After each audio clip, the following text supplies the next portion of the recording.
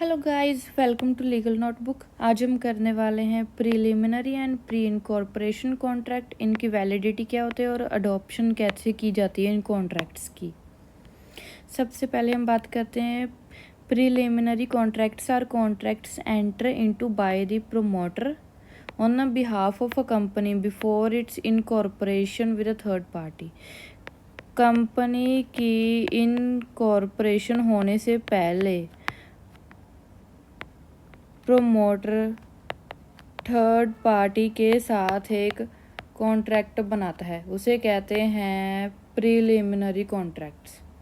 Pre incorporation contract की company की incorporate होने से पहले जो कॉन्ट्रैक्ट प्रमोटर द्वारा बनाए जाते हैं on the behalf of the company, उन्हें कहते हैं प्रीलिमिनरी कॉन्ट्रैक्ट्स। अब इनकी वैलिडिटी क्या होती है? इनकी वैलिडिटी की बात कर रहे हैं तो it is usual for the promoters to enter into these contracts of the purchase of assets on behalf of the company about to be formed but before it is actually formed। ये book है। अब इन्होंने ये कहा है कि जो promoter होते हैं वो एसेट्स को बाय कर लेते हैं on the behalf of a company, company की एक्चुअल एग्जिस्टेंस आने से पहले ही। They generally entered into these contracts as agents or trustees of the company, which has not yet came into existence। अब जो कंपनी है वो अभी तक एग्जिस्टेंस में ही नहीं आई, उनके एज अ एजेंट और ट्रस्टी वो इन कॉन्ट्रैक्ट्स में आ जाते हैं। Such contracts are legally not binding. अब ये लीगली बाइंडिंग नहीं होते, इनका लीगली कोई एग्जिस्टेंस नहीं होती,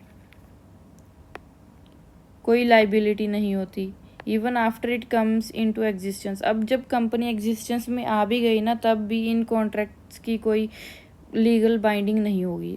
the company neither ratify this contract nor sue the vendor on them after it in corporation because rectification required existence of the principal at the time when the contract was made।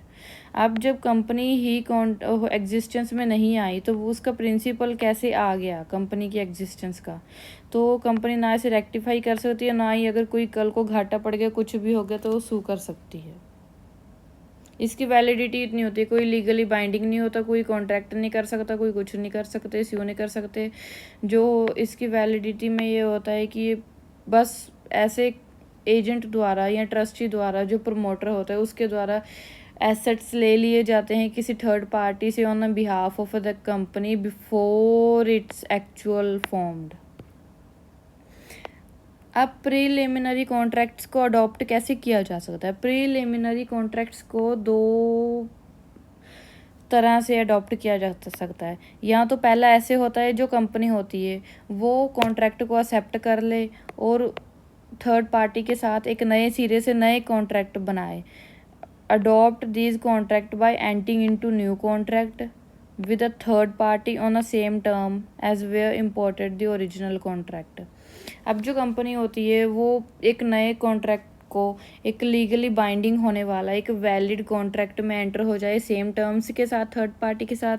या second होता है कि जो promoter ने, trustee ने या agent ने जैसे भी कॉन्ट्रैक्ट किया था इसकी इनकॉर्पोरेट होने से पहले, एक्चुअल एग्जिस्टेंस आने से पहले वैसे ही रह जाए, पर उसकी रेक्टिफाई कहा, पर उसको सेटिस्फाई करने के लिए दो कंडीशंस ज़रूरी हैं। The company is enter into contract for the purpose of the company and such contract is warranted by the terms of incorporation. The term for the purpose of the company implies that the contract should be for the working purpose of the company. अब जो contract होगा वो इस purpose के लिए होगा कि company के काम के लिए, और किसी दूसरे तीसरे काम के लिए प्रीलिमिनरी कॉन्ट्रैक्ट नहीं होगा कंपनी के बिहाफ पर। The company accept the contract after its incorporation and communicate such acceptance to the other party and contract.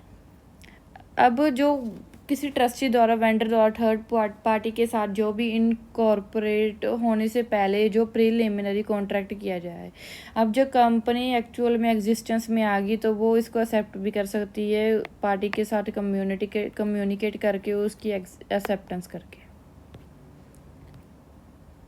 हमारा टॉपिक ख़त्म होता है यहीं पर। Thank you for watching. Please like, share and subscribe to my channel.